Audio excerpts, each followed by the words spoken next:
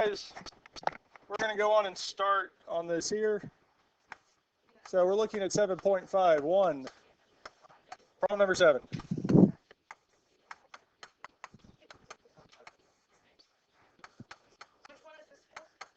Yesterday, 7.5.1, problem number 7. Now, luckily, from what we did yesterday and what we're doing today is essentially the same thing. We're just looking at a few different types of problems. Now, the first thing we're going to do with this here is, again, we want to find the restrictions. So restrictions, we talked about this, again, when we started doing rational expressions with simplifying. It's what's going to make the denominator be 0. Because any value of x that would make the denominator 0 is a restriction. It doesn't work. Now, the two places where we can have a denominator of 0 is x minus 1 and 2x plus 7. So with our x minus 1, we just need to solve it for x by adding 1 to both sides, telling us if x is equal to 1, one of the denominators will be 0, so therefore x cannot be 1. So if we solve this and get x is equal to 1, it's one of our restrictions, we throw it out. 2x plus 7 equals 0. Well, we would subtract 7. Telling us 2x equals negative 7. Divide by 2, telling us x is equal to negative 7 halves. So our two restrictions are 1 and negative 7 halves. So if either one of those show up as a solution, we throw it out. Now our first step in solving is to multiply the entire equation by something to get the denominators to simplify. For the one on the right, we would need to multiply it by x minus 1. And the one on the left would need to be 2x plus 7.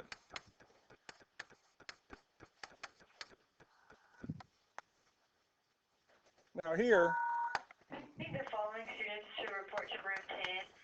Vince Menard, Shaylee Salinger, Alan Tyson, and Taylor Tyson. Please report to room 10. Thank you. yes.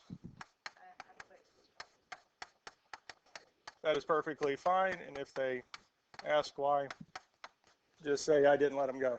I didn't let you go.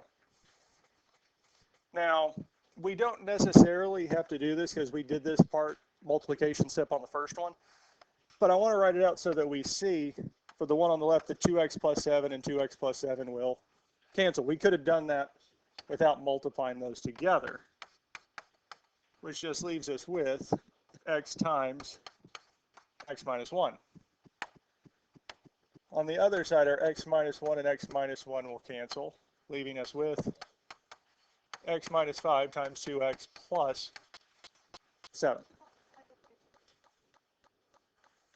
The numerators. So what we're doing is we're multiplying the entire equation by this expression. Now with addition and subtraction, we multiply top and bottom, yes? And the reason we had to do top and bottom with addition and subtraction is because we didn't have equality. We're not raising the whole thing or lowering it. Because when it's just an expression, if this had been, say, plus, we'd have to do top and bottom to get the bottoms to be the same. But since it is an equation, we can just multiply the numerators. So it's almost the equivalent of when we had an equation, we multiplied the whole thing by 2 or divided the whole thing by 2. Same thing is what we're doing here. Does that kind of make sense? It's a weird step because it's not intuitive to just, we're going to multiply by the bottoms of the fractions. But we're doing that so that this 2x plus 7 and this x minus 1 simplify out. Because now I have an equation that has no fractions. It's kind of easier to work with. Does that make sense? Now here, we're going to simplify this a bit further. I'm going to distribute our x. X times x is x squared.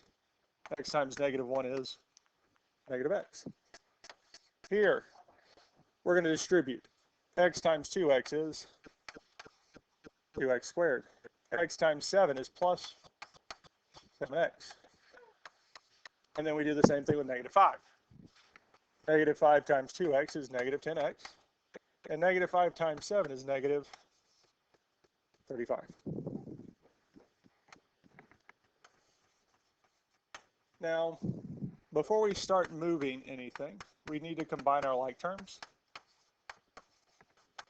And that's our 7x to negative 10x. 7 minus 10 is negative 3. So we get this here. With some of the problems we had yesterday, we didn't have an x squared term. We just had x. And if we just have x, we want to get x by itself, solve for the value of x. If we have x squared, this quadratic, we need to get this equal to 0. Anytime we have x to a power greater than 1, so x squared, x cubed, x to the fourth, get it equal to 0. Now, the way we go about getting it equal to 0, there's different ways we can do it. We can move everything from the left side to the right, or everything from the right side to the left. I always pick whichever one takes the least number of steps. Well, there's only 2 things on the right, or sorry, by the way, 2 things on the left, 3 on the right, yes? So if I want to move everything from the right, this side to the left, I have to move 3. If I'm going from the left to the right, I'm just moving 2. So always try to do whichever one takes the least amount of steps. So I can add x to both sides. Tell me x squared is equal to 2x squared minus 2x minus 35. Since it's still not equal to 0, we would subtract x squared. Because our x squared minus x squared would give us 0. 2x squared minus x squared is x squared. Minus 2x minus 35. We get it equal to 0. Sometimes we're lucky. And what I mean by that is we move the x squared term over, get them on the same side, and it simplifies to 0. They cancel out. Then we would just have negative 2x minus 35, get x by itself, solve from there. Sometimes some of the terms simplify out, giving us an easier thing to solve. Well, we have a quadratic. We can graph it, factor it, quadratic formula, completing the square. We have different ways to solve this. I think it's been a while, but when we did it last semester, I think graphing was kind of nice, because graphing, we type it in as x squared minus 2x minus, not plus, minus 35 and hit graph, because we're looking for what value of x makes the y value be 0. You see it crosses in 2 places. One of them is negative 5 and 7, because when x is 0, the y value is negative 35, but we're wanting to see where y is 0. So 7,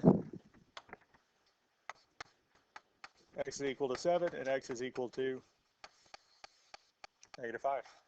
Those are our 2 solutions. Now, one thing we need to make sure is either one of these one of our restrictions? All our restrictions were what? 1 and negative 7/2. Yeah. Didn't show up, so both of those are the solution. If, I'm going to change it for a second. It said that the solutions were 1 and negative 5. 1's one of our restrictions, so the only restriction is negative 5. If one of the restrictions comes up as a solution, there are 2 on the homework from last night that do, you just throw it out. That's the only difference. You just throw that solution out because it doesn't work. But here, one more time, 7 and negative 5. That's the answer. Questions on this here?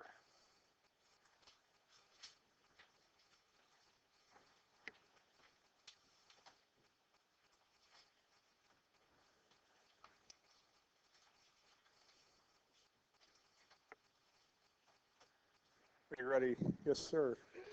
Yes. Now, what we're looking at today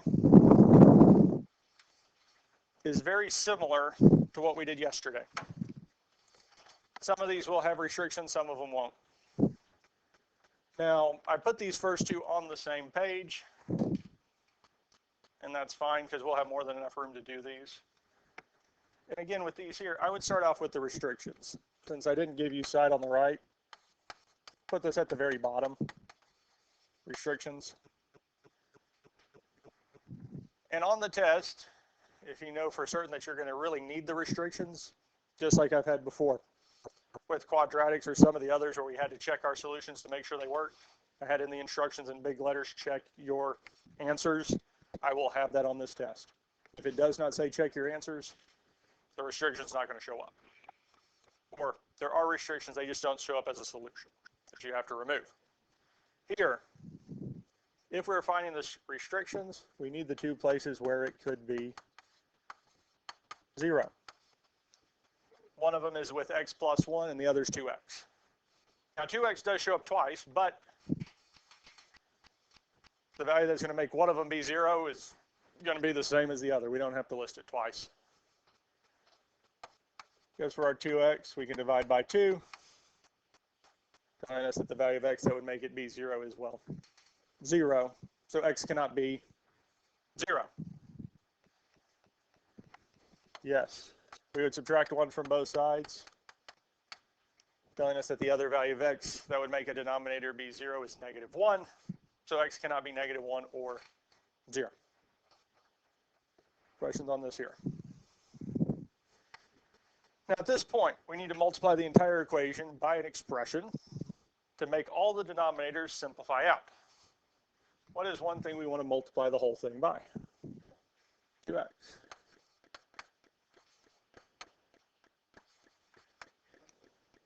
Now even though 2x does show up in two different denominators, it only shows it up in each one of them once. So you only need it once. And since x plus 1 shows up only once in each of the denominators, we only need it once. Now if we had x plus 1 here and x plus 1 when we factored it, then we would need x plus 1 twice. Because if it shows up more than once, we need it more than once. And that's only if it shows up in each denominator more than once. And even though I didn't do this, because again, this is a bad habit of mine, because when I looked at it, x plus 1, 2x, and 2x, we can already say that they're not factorable. None of them are factorable, so we just moved on. So it's a good thing. Make sure that they are factorable. But here, none of them are. Now our first one, the x plus 1 and x plus 1 would cancel. The middle one, the 2x, both the 2 and x. And the last one, the 2 and x, would cancel. Now what that leaves us with is 3x times 2x minus 5 times x plus 1 is equal to 3 times x plus 1.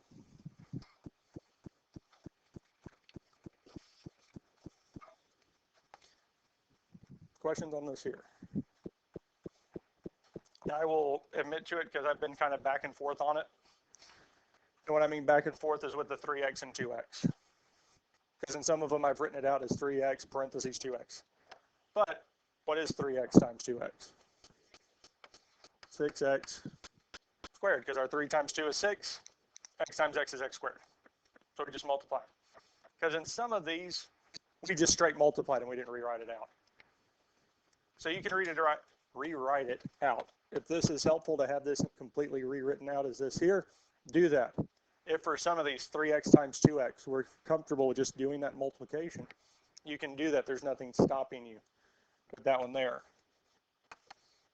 Now with this next one, we do have to be a little bit careful because it's not just 5 times x.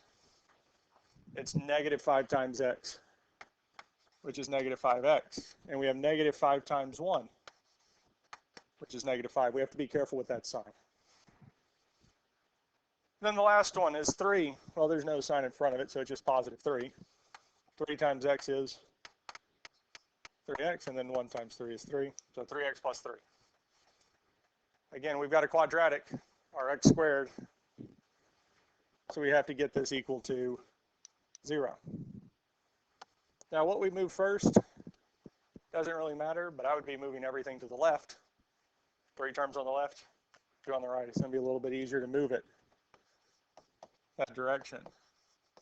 So it doesn't matter if we subtract 3x first, because we'd get 6x squared minus 8x minus 5 is equal to 3.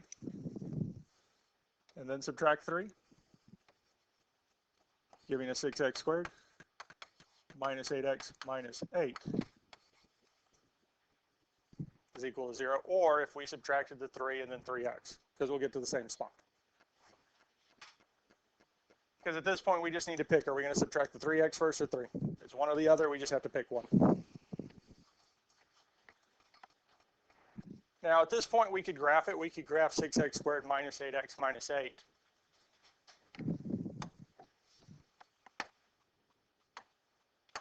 X squared. Graph. Well, one of the spots came out nicely. The other came out as a fraction. And the way I can see that is second graph. Well, one of our x values is 2. We don't know the other. Well, we're going to find it, but we don't know what the other one is specifically. But yes.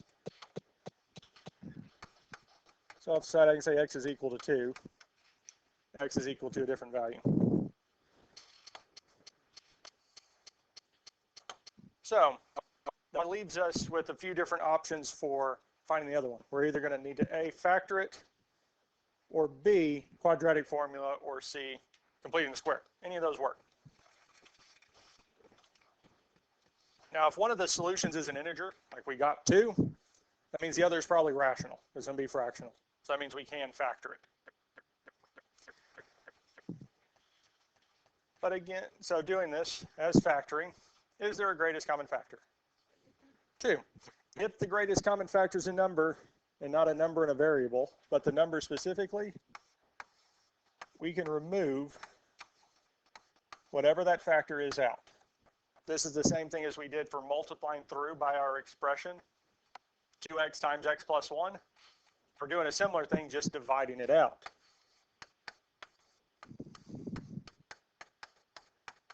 Giving us 3x squared minus 4x minus 4. Now, I'm going to show you this here on the graph. 3x squared minus 4x minus 4. It does look different, the new one, the one in red. But it still crosses at the same 2 spots. So it still gives us the same solutions. That's why we can divide that number out. Factoring 2 sets of parentheses with 3 spaces. Since our 4 is negative, our signs are opposite. Factors of 3x squared, well, we would have x and x. Factors of 3 are 1 and 3. So we need to put the 3 somewhere. Well, I'm going to put it over with the plus. Factors of 4 are 1 and 4 or 2 and 2. Which one do we want to use? Well, what's one of our solutions?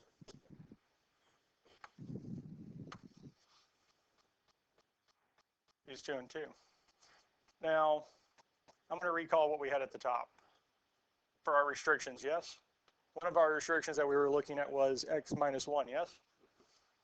Well, x minus 1 came out to x being equal to positive 1, yes? The sign changed. So here with our x minus 2, should get us to x equals 2. But even if that's not something that comes to mind immediately, we can still check it. 3x times negative 2 is negative 6x. 2 times x is plus 2x, giving us negative 4x. Even if we don't see that connection trying to go from x minus 2 to 2, we can still set it up and check and make sure it works. And this is the correct setup. Questions on how we factored this? Zero product property. Anytime we have 2 or more things multiplied together to equal 0, one of them must be 0, which means that either 3x plus 2 is equal to 0 or x minus 2 is 0.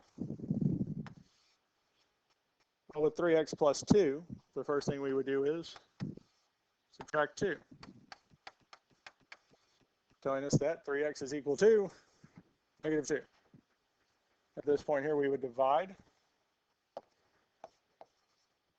by 3, telling us x is equal to negative 2 thirds. That's one of our solutions.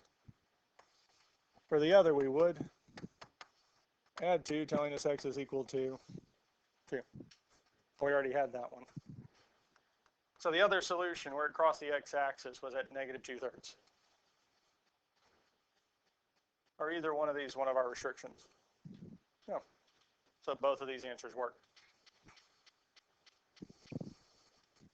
And if we wanted to check and make sure we could plug it back in to the original formula, original equation, and see, does it give us a true statement?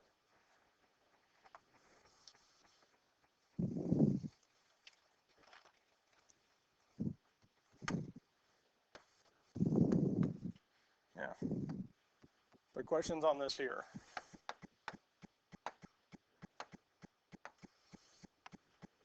Feel good with these here so far?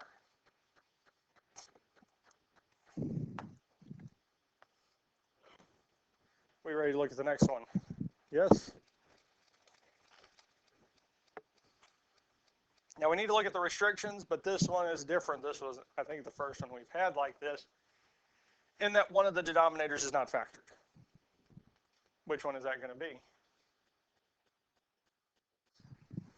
X squared minus 1.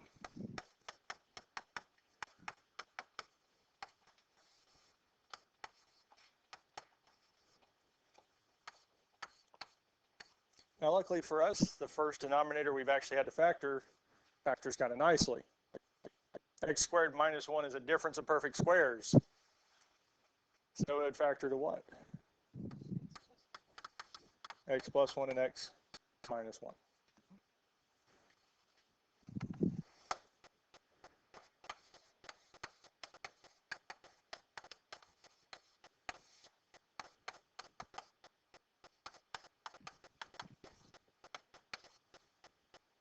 Two places, two expressions that we could have that would give us a 0 on the bottom of the fraction are x plus 1 and x minus 1. With our x plus 1, we would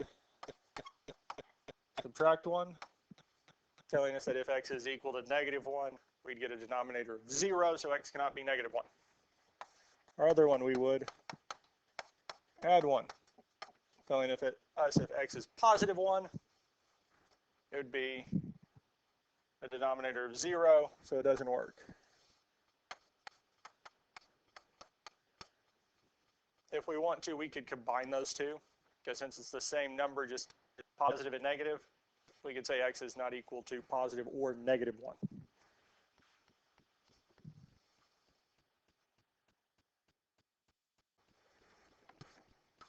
Questions on this here? Now again, just like with the last one, we've got to multiply this entire thing by an expression to get the denominators simplified. What's one of our expressions? X plus 1.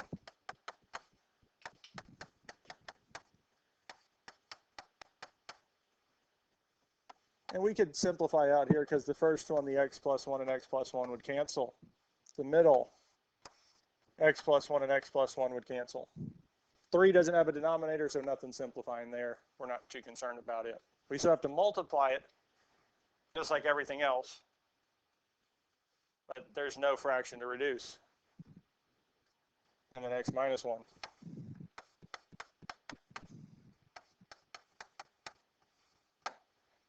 First one's already simplified. So this first fraction, rational expression, simplified. The middle one, the x minus 1 and x minus 1 would cancel. And then our 3 is also being multiplied by x minus 1.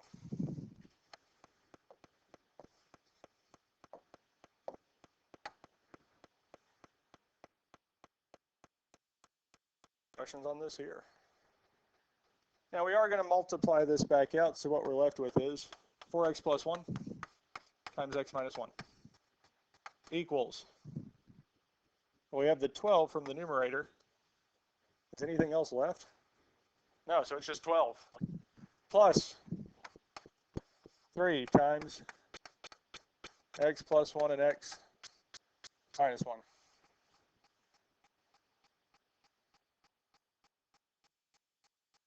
We're ready to multiply. Yes. So on the left, we're going to do 4x times x, which is 4x squared. 4x times negative 1 is negative 4x. 1 times x is plus x, and 1 times negative 1 is negative 1. So we distributed that out. If there had been a number in front of the 4x plus 1, we'd have left the parentheses, just like we will with our x plus 1 times x minus 1. Since we have that 3 out front, we're going to multiply it last. Now Now, one nice thing with the x plus 1 and x minus 1, because again, if we can do it simpler, we can do it easier. I'm all for that. There's nothing wrong at this point by distributing out, doing our x times x times negative 1, 1 times x, 1 times negative 1. But where did we get the factors of x plus 1 and x minus 1?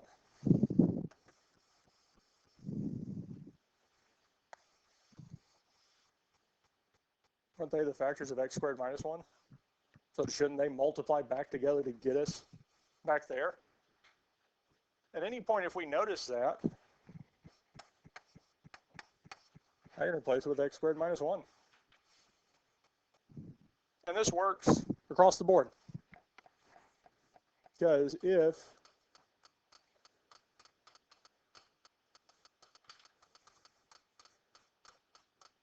we started out with x squared minus 3x minus 4, as one of our denominators, we factor it to x minus 4 times x plus 1. If it turns out at this part where we're doing x plus 1 times x minus 1, we had x minus 4 times x plus 1, again, we could distribute it just like we did with the other one. Or since I know where those two came from already, bless you, we can just put it right back. Does that make sense? So it's just using our resources. If you're not sure that's the correct way it should go on. Distribute it back out. You'll get to the same spot. There's nothing wrong with distributing out, but it is a little bit of a shortcut.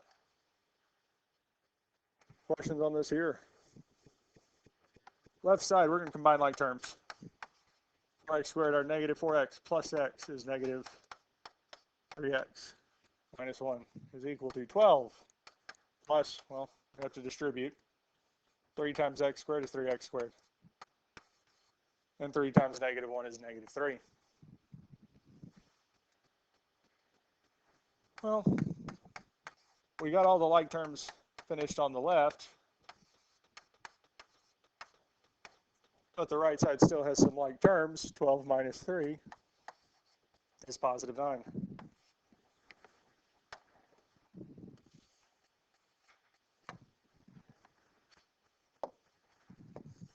Questions on this here before we move on to the next step?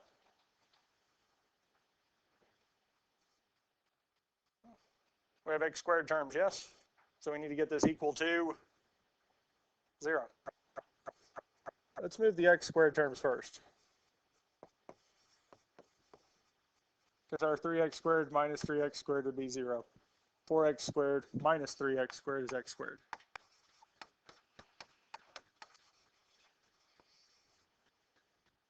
Then we would minus 9.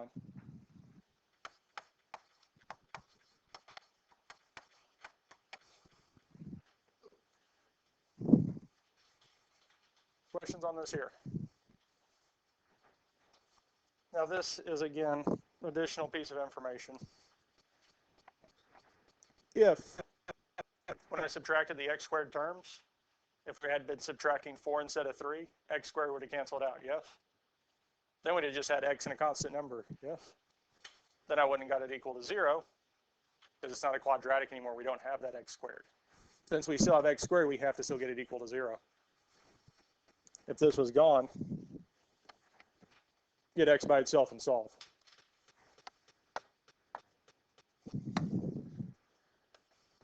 X squared minus 3x minus 10. Does it graph nicely? All right, let's graph it. And even if it didn't, starting with graphing, x squared minus 3x is not bad, because I think at this point we can graph it so quick, we can determine if it is graphable or not. Here, cross the x-axis at 2 nice spots. Yes? One of them's to a negative, one of them is positive. Negative 2 and 5.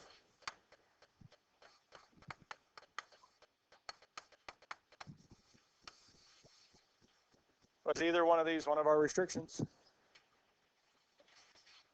Yeah.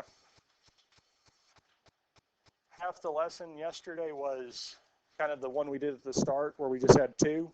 Same step, same process. And then the last ones were exactly, we don't have x plus 1, x minus 1. We didn't have to do a whole lot of factoring. Simply the same thing.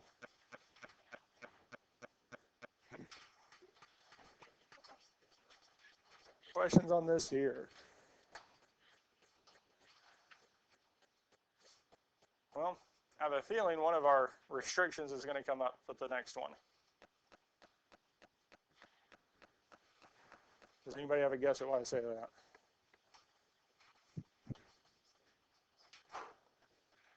Well, it kind of screams it at the top.